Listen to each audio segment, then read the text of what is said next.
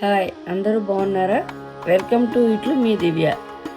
ఈరోజు నేను మా సిస్టర్ మా సన్ కలిసి బీరంగూడ దగ్గర ఉన్న శ్రీ బ్రహ్మరాంబ మల్లికార్జున స్వామి గోశాలకి వచ్చాము. మీకు కరెక్ట్ లొకేషన్ డిస్క్రిప్షన్లో ఇస్తాను. ఈ గోశాల సుమారు 15 సంవత్సరాల క్రితం గోవుల రక్షణ సంరక్షణ కోసం ప్రారంభించారు. శ్రీ మల్లికార్జున స్వామి మరియు అమ్మవారు బ్రహ్మరాంబాదేవి ఆశీస్సులతో ఈ సేవా కార్యక్రమం కొనసాగుతుంది. ఇక్కడ సుమారు 1000కి పైగా గోవులు ఉన్నాయని చెప్పారు. వీటిలో చాలా వరకు వృద్ధ గోవులు, విడిచిపెట్టబడినవి లేదా కష్ట పరిస్థితి నుంచి రక్షించబడినవి ఉన్నాయండి. ఇక్కడ చూసినట్లయితే ప్రతి గోవును చాలా ప్రేమగా జాగ్రత్తగా చూసుకుంటున్నారు. దాని దూడలను పెద్ద గోవులను విడివిడిగా ఉంచారు. వాటికి ఎటువంటి ఇబ్బంది లేకుండా విశాలంగా ఏర్పాట్లు చేశారు. మేము ఇంటి నుండి అరటిపళ్ళు, ముందు రోజు నానబెట్టిన శనగలు, పెసలు, బెల్లము కలిపి ముద్దగా తీసుకొచ్చాము. ఇది గోవులకు చాలా ఇష్టమని, ఆరోగ్యానికి కూడా మంచిదని మా అమ్మ చెప్పేవారు. మీరు కూడా ఎప్పుడైనా గోశాలకు వస్తే ఇలా ట్రై చేయండి.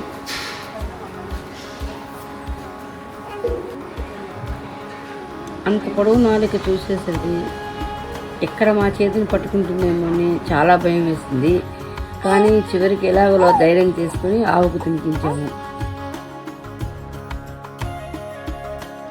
ఇక్కడ ఆవులు మాత్రమే కాకుండా గేదెలు కూడా ఉన్నాయి. వాటిని ప్రత్యేకంగా వేరే చోట ఉంచారు.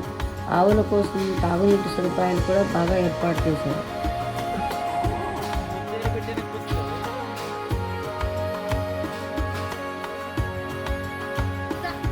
చూసారా, ఇక్కడ ఆవులు ఎంత ప్రశాంతంగా సంతోషంగా ఉన్నాయో. ఎక్కడ బంధించినట్లు కాకుండా చాలా స్వేచ్ఛగా ఉన్నాయి. ఇక్కడ ఏదో బ్యానర్ ఉంది. బహుశా దీంట్లో ఉన్న వాళ్ళంతా దాతలు అయి ఉండొచ్చు. ప్రస్తుతానికి ఈ ట్రస్ట్ అధ్యక్షుడు దామోదర్ రెడ్డి గారు. ఇక్కడ గోవులను చాలా ప్రేమగా చూసుకుంటున్నారు. వాటికి ఎలాంటి ఇబ్బంది లేకుండా మంచి వాతావరణం కల్పిస్తున్నారు. ఇది కేవలం గోవులు ఉండే చోటు మాత్రమే కాదు, భక్తులు వచ్చి గోసేవ చేయడానికి, ప్రశాంతంగా గడపడానికి మంచి ఆధ్యాత్మిక ప్రదేశం. తర్వాత మేము గోవర్ధన్ నందిశాల దగ్గరకు వచ్చాము. ఇక్కడ గోవులకు ఆహారం పెట్టే ఏర్పాట్లు ఉన్నాయి. ఎండిన గడ్డిని తినిపిస్తున్నారు. మేము కూడా కొద్దిసేపు ఆ సేవలో పాల్గొన్నాము. మాతో పాటు మరికొన్ని కుటుంబాలు కూడా వచ్చి గోవులకు ఆహారం పెట్టారు.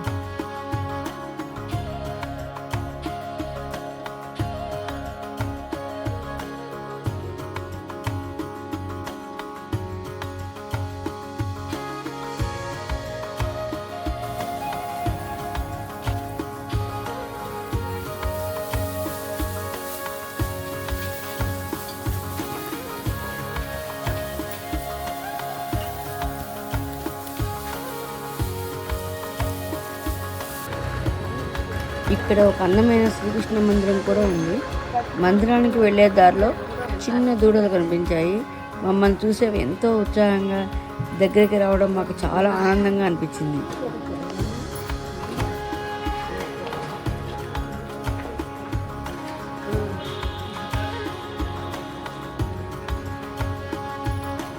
మందిరంలోకి వెళ్ళగానే గుడివైపు చిన్న కృష్ణుడి విగ్రహం కనిపిస్తుంది. కమలం పువ్వుపై కృష్ణుడు నిలబడి ఉన్నట్లుగా డిజైన్ చేశారు. తెల్లటి మార్పులతో చేసిన కృష్ణుడి విగ్రహం చాలా అందంగా ఉంది.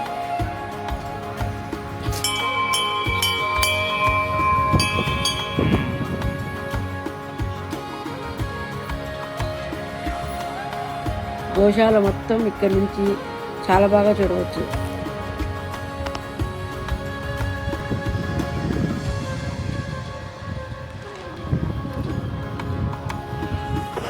ఈ మందిరానికి కొద్ది దూరంలో అన్ని దేవుళ్ళ విగ్రహాలతో కూడిన మరో ఆలయం ఉంది. మొదట ఆంజనేయ స్వామి దర్శనం అవుతుంది. లోపల సాయిబాబా విగ్రహం, అలాగే ఎంతో అందంగా అలంకరించిన దేవాలయ ప్రాంగణం కనిపిస్తుంది. ఇక్కడ ప్రధాన ఆకర్షణలో ఒకటి వెంకటేశ్వర స్వామి విగ్రహం. ఆభరణాలు, లైటింగ్, శిల్పకళ అన్నీ చాలా అద్భుతంగా ఉన్నాయి. వినాయకుడు, 7 శివలింగాలు మరియు ఇతర దేవతల విగ్రహాలు కూడా ఎంతో అందంగా ఏర్పాటు చేశారు.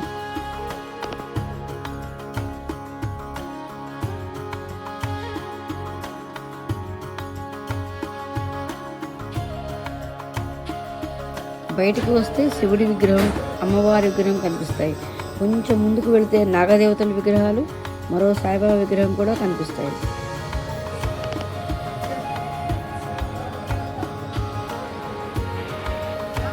ఒకే చోట ఇంతమంది దేవతల విగ్రహాలు ఉండటం మాకు చాలా ఆనందాన్ని ఇచ్చింది. మహాశివరాత్రి సందర్భంగా వెలిగించే 100 దీపాలను శివలింగం ఆకారంలో అందంగా అమర్చారు. ప్రత్యేకంగా చెప్పాలంటే ఇక్కడ పక్కనే ఒక పాము పుట్ట కూడా ఉంది. చివరిగా మేము ఒక పెద్ద ఎద్దును చూసాము. దాని కొమ్ములు చాలా పొడవుగా ఉన్నాయి. నేను చిన్నప్పటి నుంచి ఇంత పెద్ద కొమ్ములు కేవలం సినిమాల్లోనే చూశాను, బయట ఎక్కడా చూడలేదు. ఇక్కడ వచ్చేవారికి ఇది ప్రత్యేక ఆకర్షణగా ఉంటుంది. వెళ్ళే ముందు ట్రస్ట్ సభ్యులతో మాట్లాడి ఈ గోశాల గురించి మరికొన్ని వివరాలు తెలుసుకుందాం. మా తరపున కూడా చిన్న డొనేషన్ ఇచ్చాము.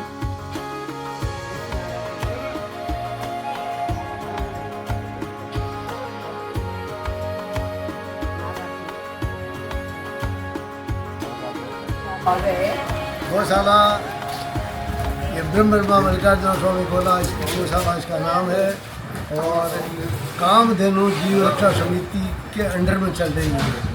इसमें हम कम से कम 50 लोग जो है ट्रस्टी है। हमारा चेयरमैन सोमलाल दायमा जो हैदराबाद में रहता है और दामोदर जी बोल के जो अध्यक्ष है, मैं उपाध्यक्ष हूँ।